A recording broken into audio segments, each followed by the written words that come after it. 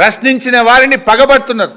అరే మా ఎమ్మెల్యేలు ప్రశ్నిస్తే ఇండ్ల మీద దాడులు, మా ఎమ్మెల్యేల మీద అక్రమ కేసులు, మా ఎమ్మెల్యేలకు ఎవరికైనా కాలేజీలు ఉంటే వాళ్ళ అనుమతులు ఆపేయడం, వాళ్ళ మీద దాడులు చేయడం, ఎంక్వైరీలు వేయడం, బ్లాక్మెయిల్ రాజకీయాలకు పాల్పడుతున్నాడు రేవంత్ రెడ్డి గారు. ఇది ప్రజాపాలన కాదు, ఇది బ్లాక్మెయిల్ పాలన. ఇది అసలు ఏ రంగమన్నా నువ్వు బాగు చేసినావా? కేసీఆర్ గారి పాలనలో రైతు రాజుగా బతికాడు. నిజమైన కేసీఆర్ గారు ఏంటంటే చెక్ డ్యాంలు, చెరువులు, కాలువలు, పెండింగ్ ప్రాజెక్టులు పూర్తి చేసి నీళ్లు తెచ్చిండు, 1 కోటి ఎకరాల మాగానిగా మార్చిండు, 24 గంటల కరెంటు దేశంలో ఎక్కడ లేని విధంగా ఇచ్చిండు, దేశంలో ప్రపంచంలో లేని విధంగా రైతు బీమా, రైతు బంధు తెచ్చిండు, దేశంలోనే ధాన్యం ఉత్పత్తిలో తెలంగాణ నంబర్ 1గా నిలిపిండు కేసీఆర్. ఏం చేసింది కాంగ్రెస్ చెప్పగలుగుతారా? కౌలు రైతులకు కూడా రైతు భరోసా ఇస్తామని చెప్పి ఉన్న రైతులకు 2 పంటలు రైతు భరోసా ఎగ్గొట్టిండు రేవంత్ రెడ్డి. కరోనా వచ్చినా, పెద్ద నోట్ల రద్దు జరిగినా, దేశంలో రాష్ట్రంలో ఆదాయం మందగించినా, ఎమ్మెల్యేల మంత్రుల జీతాలు ఆపిండు కేసీఆర్ కానీ రైతు బంధు ఆపలేదు. నీకు అన్నీ బాగున్నా 2 పంటలకు రైతు బంధు ఇచ్చినావు, 2 పంటలకు రైతు బంధు ఎగ్గొట్టినావు. కౌలు రైతుకి ఇస్తా అన్నావు, 3 పంటలకు ఇస్తా అన్నావు. కానీ కేసీఆర్ గారు ఇచ్చే 2 పంటలకు కూడా రైతు బంధు ఎగ్గొట్టిన ఘనత రేవంత్ రెడ్డిది. రుణమాఫీ గురించి కూడా నేను ట్వీట్లో పెట్టిండు రేవంత్ రెడ్డి. పోదామా రేవంత్ రెడ్డి? నీ ఊరికి పోదామా? నీ కొడంగల్కి పోదామా? ఈ రాష్ట్రంలో ఏ ఊరికి పోదామో చెప్పు. ఏ ఊర్లోనైనా సంపూర్ణమైన రుణమాఫీ అయిందేమో అడుగుదాం. అయింది తక్కువ, రుణమాఫీ కాంది ఎక్కువ. సిగ్గు లేకుండా ఇంకేందో ట్వీట్ పెట్టిండు. అలా ట్వీట్లో రాసిండు, నేను రుణమాఫీ చేసిన రైతుల ఇది రుణ విముక్తి చేసిండట. ఏం చేసినావు నువ్వు? ఈ రాష్ట్రంలో ఏ ఊరికి పోయినా రుణమాఫీ అయిన రైతుల సంఖ్య తక్కువ, రుణమాఫీ కాని రైతుల సంఖ్య ఎక్కువ. I'm challenging. వ్యవసాయ మంత్రి వస్తాడా, ఫైనాన్స్ మంత్రి వస్తాడా, ముఖ్యమంత్రి వస్తాడా? ఏ ఊరికి పోదామో చెప్పండి. బట్టి గారు నీ మధురకు పోదామా? తుమ్మల గారు నీ ఖమ్మంకు పోదామా? ముఖ్యమంత్రి గారు నీ కొడంగల్కి పోదామా? రుణమాఫీ అయిందంటే నేను రాజీనామా చేస్తా, మీరు చేయడానికి సిద్ధంగా ఉన్నారా? ఎందుకు ఈ చిల్లర మాటలు? రుణమాఫీ అయిపోయిందని దేవుళ్ళ మీద ప్రమాణం చేసి దేవుళ్ళను కూడా మోసం చేసినటువంటి గనుడు ఈ రేవంత్ రెడ్డి. ఈ మోసాలకు ప్రజలే కాదు, దేవుళ్ళు కూడా బలైపోయింది. ప్రజలే కాదు, దేవుళ్ళను కూడా మోసం చేసిన ఘనత బహుశా ఈ దేశంలో ఏ ముఖ్యమంత్రి కన్నా దక్కిందంటే ఒక్క రేవంత్ రెడ్డికి దక్కింది. అరే ఏం చేసినావు నువ్వు? రైతుకు బోనస్ ఎగ్గొట్టినావు. పోయిన యాసంగి 1150 కోట్ల రూపాయల బోనస్ ఎగ్గొట్టినావు. 3 బడ్జెట్ స్పీచుల్లో పంటల బీమా పథకాన్ని తెస్తున్నామని బట్టిగారు కొట్టుడు, వీళ్ళు బల్లలు కొట్టుడు. మరి ఆ బట్టిగారు చదువుడేందో, ఈ బల్లలు కొట్టుడేందో ఇప్పటిదాకా ఎందుకు రాలే మరి పంటల బీమా? బట్టిగారు చదవగానే బల్లాలు రేవంత్ రెడ్డి కాంగ్రెస్ వాళ్ళు ఎగబడి దంచిర్రు. మరి ఇప్పుడు 2 ఏళ్ళ పంటల బీమా వచ్చిందా? అంటే మాటలే తప్ప చేతలు లేవు కదా. మీ పంటల బీమా రాదు, బోనస్ ఎగ్గొట్టిండ్రు, రైతు బంధు ఎగ్గొట్టిండ్రు, కౌలు రైతులకు ఇవ్వరు. అకాల వర్షాలతో మునిగిపోయి దెబ్బతిన్న పంటలకు 10,000 రూపాయలు ఇస్తామన్నారు. 12 లక్షల ఎకరాల్లో ఈ రాష్ట్రంలో పంటలు దెబ్బతిన్నాయి. ఈయన హెలికాప్టర్లో ఏరియల్ వ్యూ వేయించిండు. ఇవాళ వరకు ఒక్క రైతు కన్నా 10,000 ఇచ్చిండ్రా?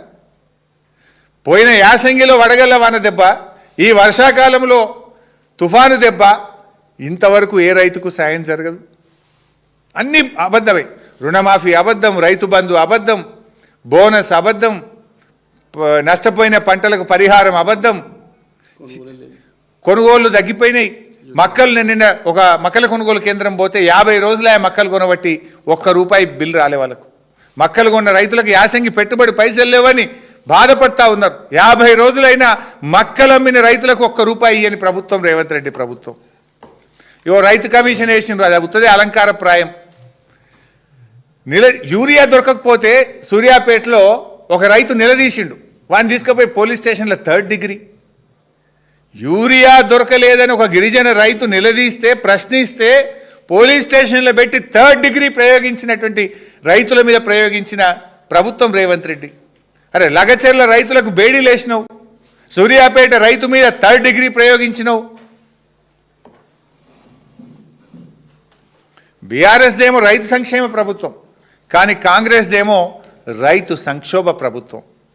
ఇట్లా ఎవరి విషయం? నిరుద్యోగులది అంతే కదా. నిరుద్యోగులకు మొదటి ఏడాదే 2 లక్షల ఉద్యోగాలని మీరే ఫ్రంట్ పేజ్ యాడ్లు ఇస్తారు. రాహుల్ గాంధీ స్వయంగా వచ్చి అశోక్ నగర్ చిక్కడపల్లి లైబ్రరీలో మెట్ల మీద కూర్చొని మాటిచ్చే ఏమైనా 2 లక్షల ఉద్యోగాలు. కేసీఆర్ గారి ప్రభుత్వం 1,65,000 ఉద్యోగాలు పూర్తి చేసింది. మరో 55,000 ఉద్యోగాలకు నోటిఫికేషన్లు ఇచ్చి పరీక్షలు పెట్టి ఫలితాలు ప్రకటిస్తే వాటికి నువ్వు కాయిదాలు పంచు. నువ్వు ఇచ్చింది ఎంత? 5-6 వేలు దాటది. రేవంత్ రెడ్డి 2 ఏళ్ల పాలనలో ఇచ్చిన ప్రభుత్వ ఉద్యోగాలు 5-6 వేలకు మించి లేవు. మిగతా అన్ని బీఆర్ఎస్ ఇచ్చినాయి. ఇలా సిగ్గుండాలే మాట్లాడడానికి. మేమిచ్చిన నోటిఫికేషన్లకు నువ్వు నియామక పత్రాలు ఇచ్చి ఏదో మంది బిడ్డ నా బిడ్డ అని ముద్దించుకున్నట్టు చేస్తున్నావు నువ్వు. ఇలా రేవంత్ రెడ్డి జాబ్ క్యాలెండర్ మేము అసెంబ్లీలో గట్టిగా అడిగినాం. ఓ జాబ్ క్యాలెండర్ పెట్టిండ్రు, చర్చ లేకుండా పారిపోయిండ్రు. అది జాబ్లెస్ క్యాలెండర్ అయింది. అరే ఏమైందా అని జాబ్ క్యాలెండర్ ప్రకారం ఎప్పుడు నోటిఫికేషన్లు ఇస్తావు అంటే జాబ్ క్యాలెండర్ నోటిఫికేషన్ రాలేదు, కానీ మద్యం దుకాణాలకు నోటిఫికేషన్ ఇచ్చిండు. 2 నెలల ముందే ఇచ్చిండు నోటిఫికేషన్ మద్యం దుకాణాలకు. 3,000 కోట్లు ఇవాళ మద్యం దుకాణాల మీద ఆదాయం సంపాదించాడు. ఇప్పుడు ఊరూరికి పబ్బులు పెట్టారట, ఊరూరికి బార్లు పెట్టారట. ఇంకిని అంటే కేసీఆర్ గారేమో ఒక ఆరోగ్య తెలంగాణ కోసం ఆలోచిస్తే రేవంత్ రెడ్డి ఏమో తాగుబోతుల తెలంగాణ చేస్తుండే దీన్ని. కేసీఆర్ గారేమో ఆరోగ్యశ్రీని 2 లక్షల నుంచి 5 లక్షలకు పెంచిండు. కేసీఆర్ కిట్టు పెట్టిండు. 33 జిల్లాల్లో 33 ప్రభుత్వ మెడికల్ కాలేజీలు పెట్టిండు. వైద్యాన్ని అద్భుతంగా చేసిండు కేసీఆర్ గారు.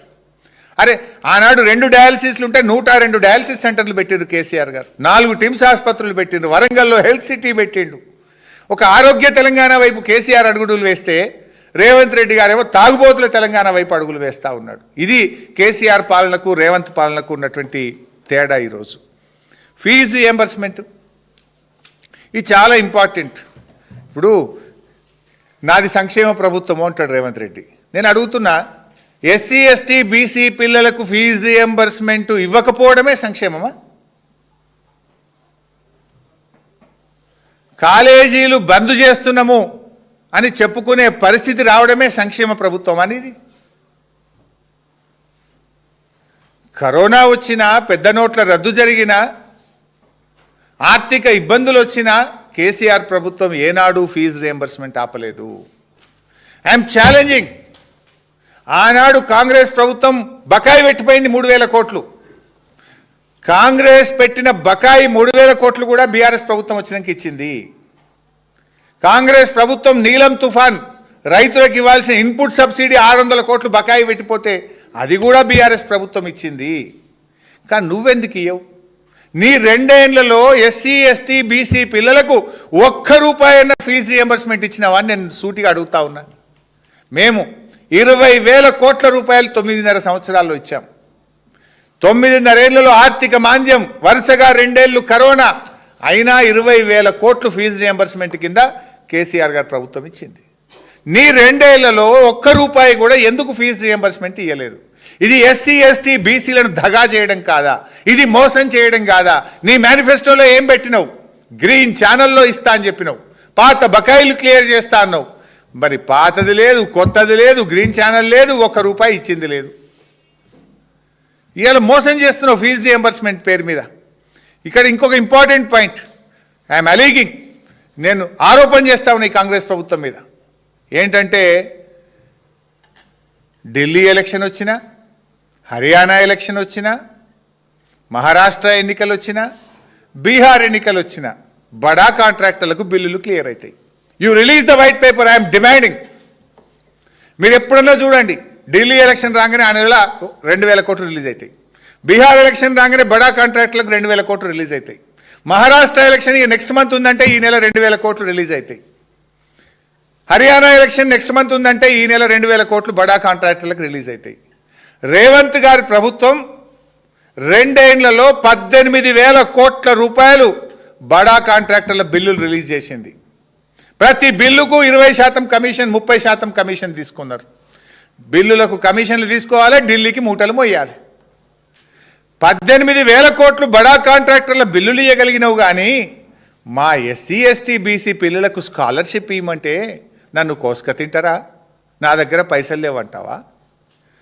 30 ఏళ్ళు సేవ చేసిన ప్రభుత్వ ఉద్యోగులు మేము దాచుకున్న రిటైర్మెంట్ డబ్బులు ఇవ్వమంటే నన్ను కోసుక తింటారా? నా దగ్గర పైసలు లేవంటావా? మరి 18,000 కోట్లు బడా కాంట్రాక్టర్లకు ఎక్కడికి వెళ్ళి ఇచ్చినావు? తప్పైతే చెప్పు. I'm ready as a X finance minister, I'm challenging. 18,000 కోట్లు బడా కాంట్రాక్టర్లకు ఇచ్చినావా, ఇయ్యలేదా? పంజాబ్, హర్యానా, పంజాబ్ కాదు, ఢిల్లీ, హర్యానా, మహారాష్ట్ర, బీహార్ ఎన్నికల ముందు ఫైనాన్స్ డిపార్ట్మెంట్ నుంచి 2,000 కోట్లు యావరేజ్గా బిల్లులు పాస్ అయింది, కమిషన్లు మెక్కింది. నిజమా కాదా? దీని మీద ఏ బహిరంగ చర్చకైనా నేను సిద్ధం. నువ్వు మా పిల్లలకు ఆడబిడ్డల కేసీఆర్ కిట్ ఇవ్వమంటే పైసలు లేవంటావు, రైతు బంధు ఇవ్వమంటే పైసలు లేవంటావు, రైతులకు వడగళ్ళ వల్ల తుఫాను వల్ల నష్టం జరిగింది 10,000 ఇవ్వమంటే పైసలు లేవంటావు, ఉద్యోగుల డిఏలు అడిగితే పైసలు లేవంటావు, మా ఆశా అంగన్వాడీలు అడిగితే పైసలు లేవంటావు, ఎస్సీ ఎస్టీ పిల్లలకు స్కాలర్షిప్ ఇవ్వమంటే డబ్బులు లేవంటావు, నిరుద్యోగ భృతి అడిగితే డబ్బులు లేవంటావు. మరి 18,000 కోట్లు బడా కాంట్రాక్టర్ల కమిషన్ల కోసం ఎక్కడి నుంచి వచ్చినాయి? Can you answer this? కాంట్రాక్టర్లకేమో green channel, SC ST BC పిల్లలకు మెస్ ఛార్జీలకు గ్రీన్ ఛానల్ ఉండదు. మధ్యాహ్న భోజనం వండే కార్మికులు నెలకు 3,000 జీతం, వాళ్ళకు పైసలు ఇవ్వమంటే వాళ్ళు పాపం మొన్న వచ్చి సెక్రటరియట్ కాడ ఇందిరా పార్క్ కాడ ధర్నా చేసిండ్రు. ఆడబిడ్డల్ని కోటీశ్వరులు చేసినట్టు, ఈయన అదానీ అంబానీ చేసిండట. ఆడబిడ్డలు వచ్చి పాపం ఇందిరా పార్క్ దగ్గర నెలకు రావాల్సిన 3,000 జీతం ఇవ్వమని వేలాది మంది మధ్యాహ్న భోజన మహిళా కార్మికులు ధర్నా చేస్తుంటే సిగ్గుపడాల రేవంత్ రెడ్డి. ఇంకా సిగ్గు లేకుండా నేను అదానీ అంబానీ చేసిన మహిళలు అంటాడు. నువ్వు 3,000 కోట్లేమో గ్రీన్ ఛానళ్ళ బడా కాంట్రాక్టర్లకు రిలీజ్ అవుతాయి, 3,000 రూపాయల పారితోషికం మధ్యాహ్నం అన్నం వండే ఆడబిడ్డలకి ఇవ్వడానికి డబ్బులు లేవా రేవంత్ రెడ్డి? సిగ్గు లేకుండా మాట్లాడతావు. ఇంకేదో అదానీ అంబానీ ఆ ట్వీట్ నువ్వు రాసినవా, ఎవడన్నా రాసిండా? చదువుకోవా పెట్టేటప్పుడు? అరే ఏమనుకుంటారు ఈ ఆడబిడ్డలు చదివితే నన్ను తిట్టుకుంటారని సోయ ఉండాలన్నా వద్దా నీకు? ఆశాలు రోడెక్కిరి, అంగన్వాడీలు రోడెక్కిరి, మధ్యాహ్న భోజన కార్మికులు రోడెక్కిరి. నువ్వు ఆడబిడ్డల గురించి ట్వీట్ పెడితే ఏం కావాలి?